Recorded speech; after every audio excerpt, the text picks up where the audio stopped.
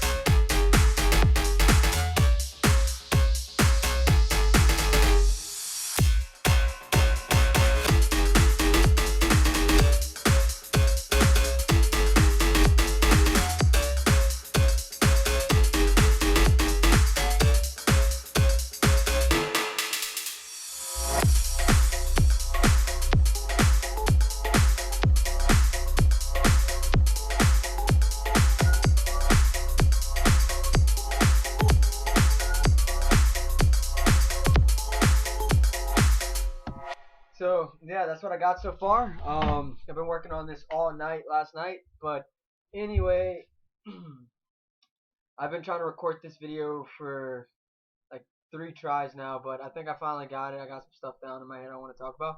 So first off is the compliments of mixing and mastering. I know this isn't the best master. I can definitely get more bass into it, but your mix down and your master, like, they really do play a huge part in making your song sound like you can have a solid idea, but if nothing sounds well crafted, it can really hurt the idea. Like, you want to get everything as best as you can, um, and as best as you can. Like, what I like advise doing, like, to get like a good finished product. Well, the best finished product I like can get. This is like normally what I do. Let me go ahead and close this. This is like normally what I do. I'll go ahead and I'll start making the song, and on top, like, once I make the leads and everything, the drop leads, like, to where I want them, I'll go ahead and I'll compress them after, like, I'm done with the drums and the lead, and like I start to make a drop. I'll compress them so that way I'll know how they'll behave before I get to like the end, instead of just like doing a complete mix, or just doing a complete mix down with no pre-mastering. Like, you're just like going into it pretty blind. Like, you really don't know how it's gonna act with the compression, but like, you can kind of guess. Like, if you're pretty good at mixing down, like, you can guess how it's gonna sound. But like, if like you want to like make like changes, like, it's more convenient to make the changes. That also another tip: if you're using pre-masters, if you're doing a pre-master while doing your mix down, do not forget, whenever you're creating a new sound, to turn off these effects, because that would just destroy the sound that you're trying to create. You'll fuck it up like pretty bad. But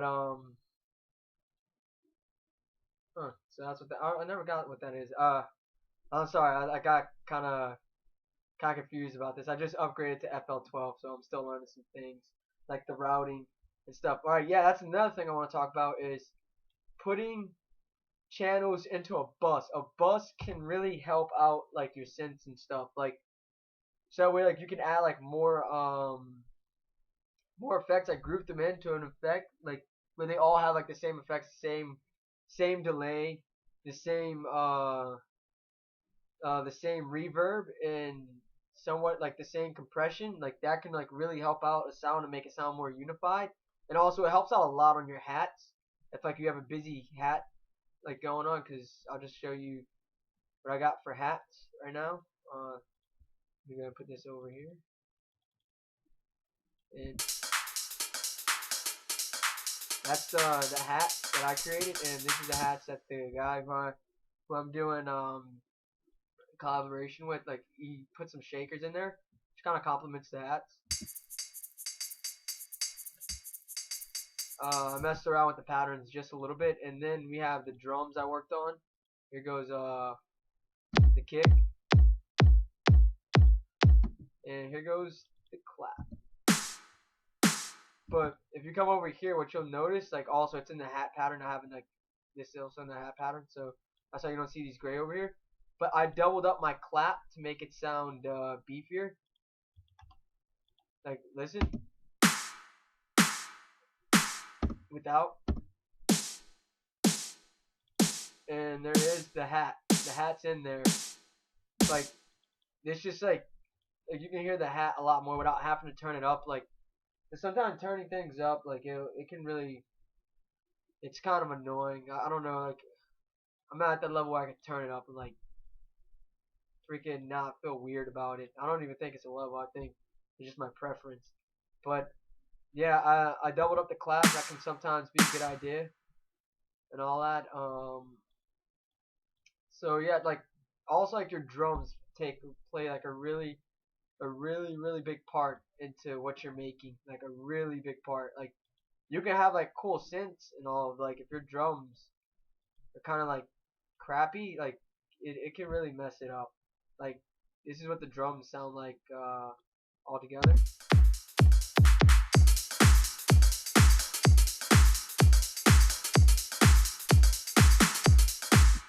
That's what they sound like all together. This is what the synths sound like when they're just grouped together by themselves.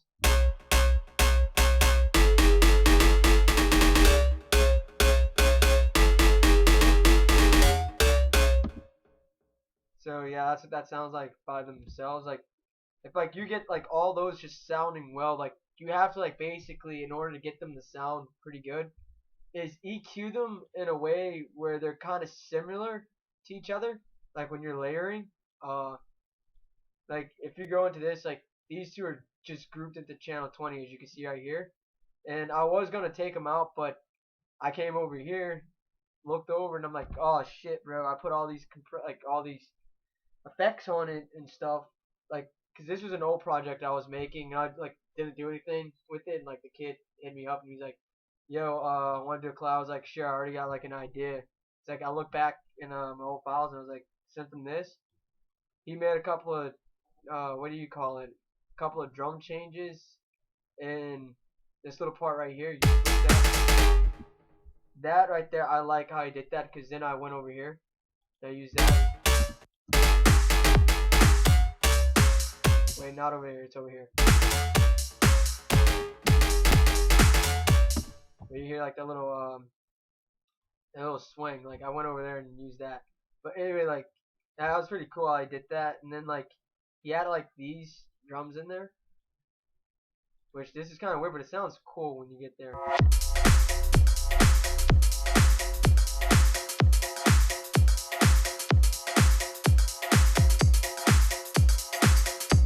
Like it's a busy mix, but like it's not overwhelmingly busy. Like it's busy, but like it works. It works.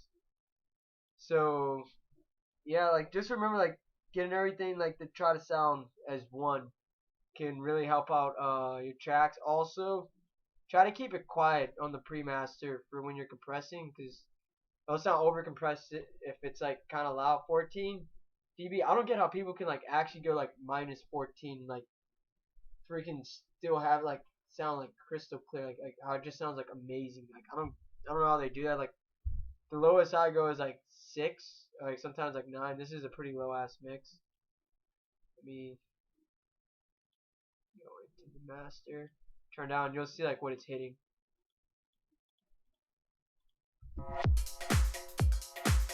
It's pretty low. It's like it's not even near minus 6 dB. Well, that's with that, but over here, I guess it'd be louder. My bad, totally forgot. Yeah, it's at 9. It's a little further away, but I guess it's alright. It's working out, I guess. In the track, it's still sounds pretty nice. I guess I could kind of bump it up, but I don't really want to bump it up and then like destroy the dynamic of the song. So I still want the dynamic there. I'm not that good at mastering, so I don't know how to get it like extremely loud and still keep the dynamics sounding pretty clean. But yeah, this is what the second drop sounds like. And it's pretty cool in my opinion. Switched it up a little bit.